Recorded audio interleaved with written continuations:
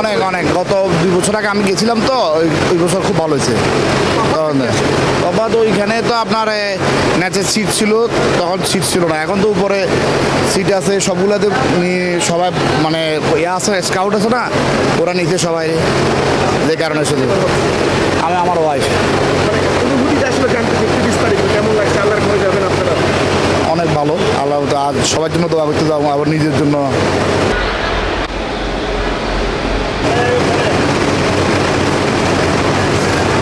বিগত বছর থেকে এবছর আলহামদুলিল্লাহ ব্যবস্থাপনা খুবই সুন্দর, মানে আর তারপরে যা হচ্ছে গিয়ে পরিবেশটা সুন্দর।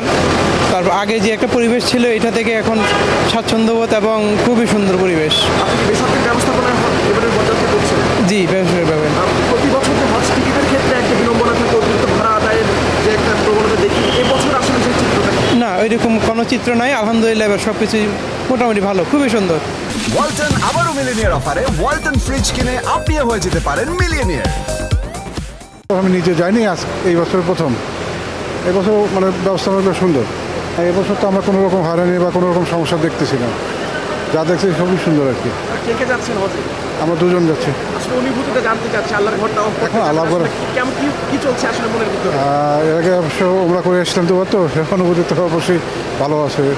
যেটা আর কিছু অনুভূতি আছে সেটা প্রকাশ করা যায় না আর কি। এটা একটা অন্যরকম অনুভূতি, না গেলে বোঝানো যাবে না, মানে বলে বোঝানো যাবে না, যে যাবে সেই বুঝবে। অন্যরকম একটা অনুভূতি। সকাল থেকে এসছেন, কোনো ধরনের বিড়ম্বনা হয়েছে কিনা বা কোনো ধরনের ভোগান্তি হয়েছে কিনা? কোনো ভোগান্তি হয় নাই।